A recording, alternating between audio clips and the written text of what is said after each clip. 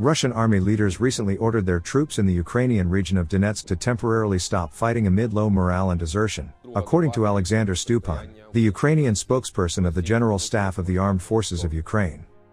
In some areas of combat, including in the Donetsk region, enemy units began to receive orders from higher leadership to temporarily suspend offensive actions, Stupin said in a military operational update posted on Facebook late Wednesday night.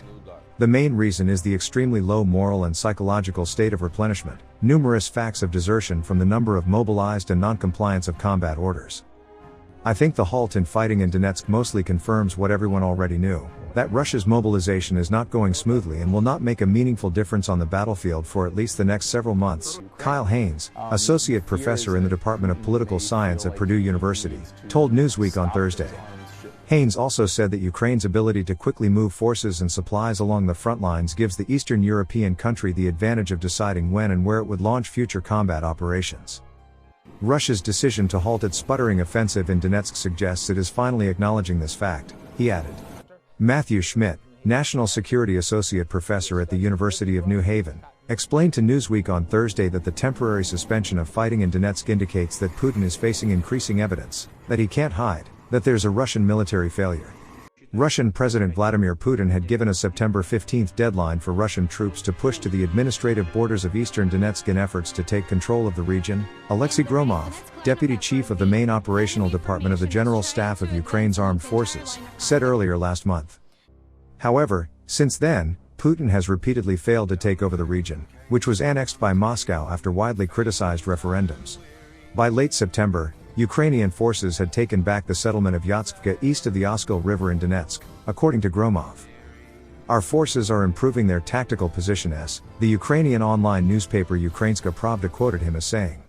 Thanks to timely regrouping of the units of one of the mechanized brigades and high level of combat organization, we managed to retake the lost position and take the positions to the south of Bakhmut under our control. Most recently, Ukrainian officials said earlier this month that Russia failed to advance in 5 different cities in Donetsk in one single day. Over the past 24 hours, units of the Defense Forces of Ukraine have repelled enemy attacks in the areas of Maersk, Zaitsev, Nevelsk, and Pobeda, the operational update read at the time. Ukraine also recently regained control of Lyman, a key city in Donetsk that was used by Russian forces for transportation purposes throughout the invasion launched by Putin on February 24. Russia said on October 1 that it moved its troops to a more advantageous position. Russian troops have been grappling with a number of issues as Ukraine took back some of its Russian-occupied territories amid counteroffensive operations in recent weeks. Putin's military has been struggling with poor leadership and faces difficulty recruiting motivated troops. Those struggles combined with bolstered military support to Ukraine from the West weakened Russia and helped Ukrainian forces advance in the war.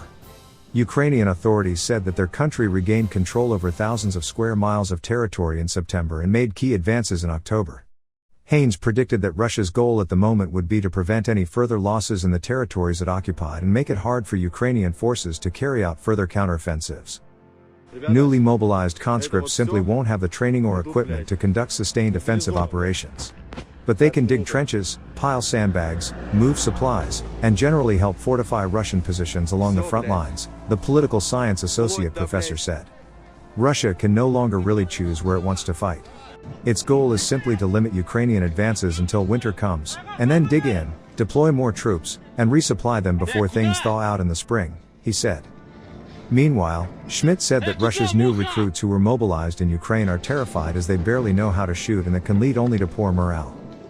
Despite Ukrainian successes and the Russian army's shortcomings, Putin is still persistent to keep on fighting. The Russian leader recently announced a partial mobilization of forces that involves calling up reservists and people who had already served in the army to fight in Ukraine. Some experts think that Putin plans to make the Russian invasion of Ukraine as long and destructive as possible.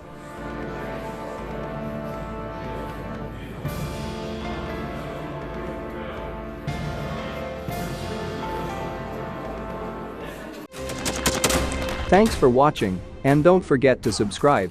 Also, if you want to support Warthog Defense, please become our member and get early access to new videos, exclusive members-only videos, and become administrator in comment section.